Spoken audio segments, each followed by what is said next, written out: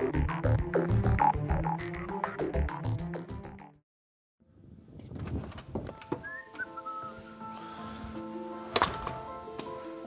let's see here. We gotta get our deer cams ready. Get some batteries in these things. It's funny, I've come a long way with these deer cameras. I remember the days of the film and stuff, and just found this a little bit ago. I remember running to Walmart and you couldn't wait to get there. It was like Christmas. All you would see is does and coons and cardinals and stuff. It was pretty cool. But yeah, I've come definitely a long way with these things. They're awesome, very awesome management tools. So hopefully we can go out there and capture guys like this, which they're out there. We just gotta go get them.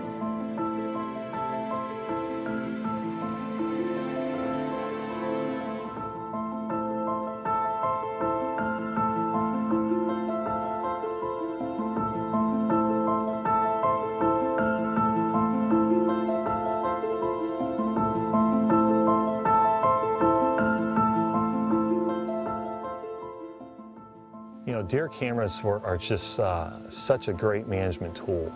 You know, they have opened up the world in deer management in the sense of doing population counts to, you know, just observation data work that we're able to, you know, to utilize these things for. And but along with the positive sides of it, there are a little bit of negative sides to them. You know, it's just like everybody else. Some of my best discoveries or observations have been from mistakes. And one, for example, is, you know, I got a brand new camera in the mail, couldn't wait to get it out, threw some camera batteries in it, threw a camera card in it without reading the directions.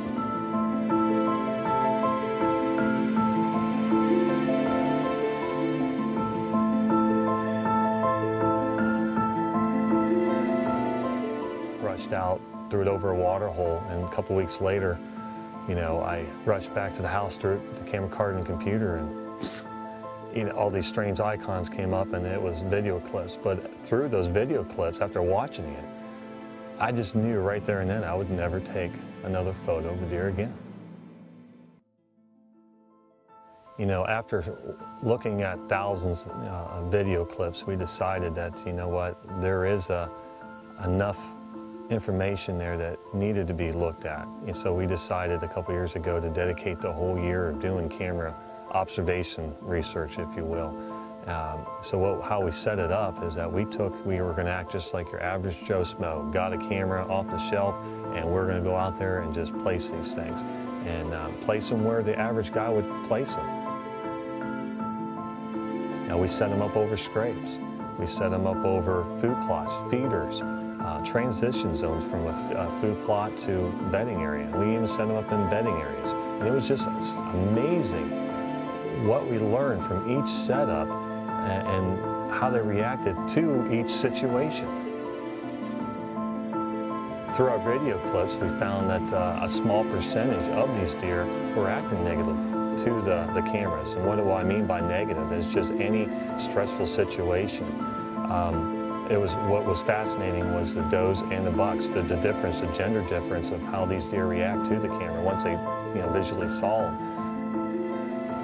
The does would either come up and investigate the camera, and they would kind of, you know, do the normal doe thing, stomp, get a little nervous. They either would just walk away from it, you know, or they would just go about their business. But it was a negative response. Now the bucks, on the other hand, you know, we all kind of know how a mature buck, an older class animal, reacts, you know, whether they smell us in the tree stand or not.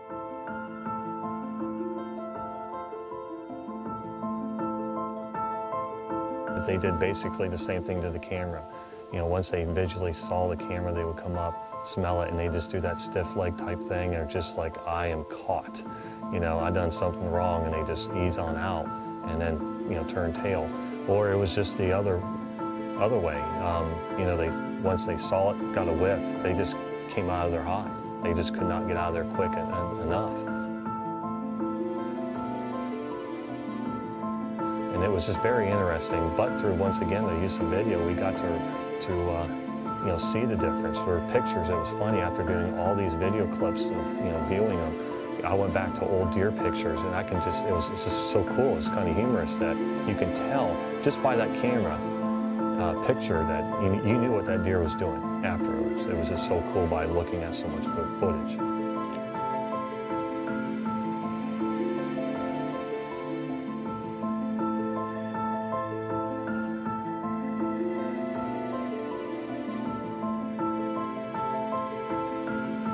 We do a lot of seminars, and during those seminars, after each seminar, I asked a question, several things. What do you think that spooks deer? And the number one thing was the flash. Second thing that ranked up there was the scent of the camera. Lastly, the thing that people said is the deer camera might make a sound that would spook the deer. So we, jotted those down, and we put it to the test. So what we did is we put the cameras out for 2 weeks. And it was just a dead camera. Had no batteries, no camera card, nothing. Put it at waist height, sprayed the camera down, and then across from it, about 10 feet up, we put a live camera. The same results happened. Does would walk up to the camera, see the camera, react how they normally would react, a little nervous, either walk away or just, back out. And the bucks would walk up, investigate the camera, catch some scent, and leave. And this is after 2 weeks of being out in rain, snow, the elements, the same thing. And it was just a dead camera.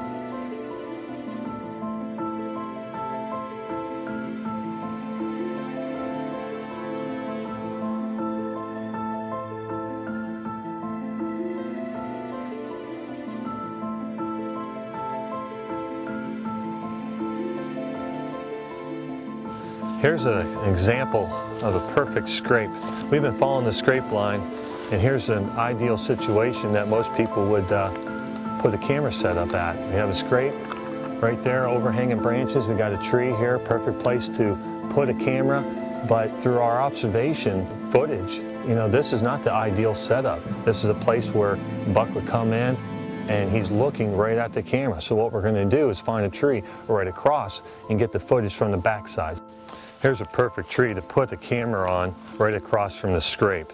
And here we'll do is we'll just set this up. And one thing that we found is if we put the camera up a little bit higher, maybe about eye level, it's a little less visual and more apt not to get busted. So, but when you do this, you have to angle it down a little bit. So we just use a stick right here. Now we'll be able to do all the things that we want to do. We'll get, we'll be able to score the deer. We'll be able to age them on the hoof, and the best part about it, we won't be spooking them.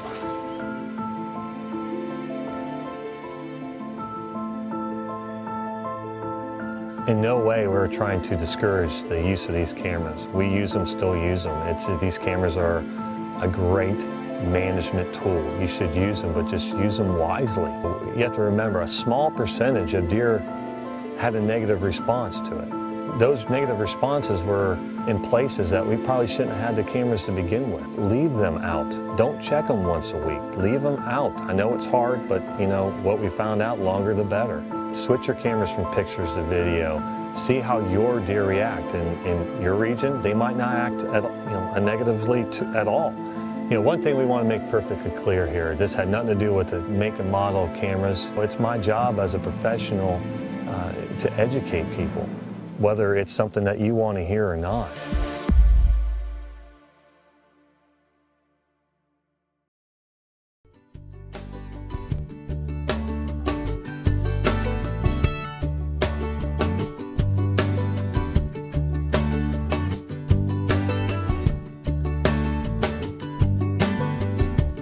There's a place I go, tucked back in the pines, where a green field grows, my own little paradise.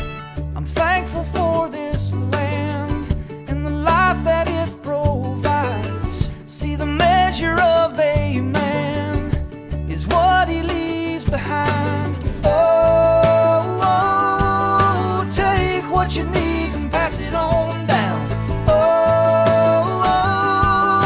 Give a little back to this sacred ground. Sometimes you just got to get on old Chucky. Let him loosen up a little bit. I am what I am. If you sit me down, I'm going to talk like this. Kid trails in pine plantations, nothing can be better. That'd have been good if he hadn't just bulldozed the camera.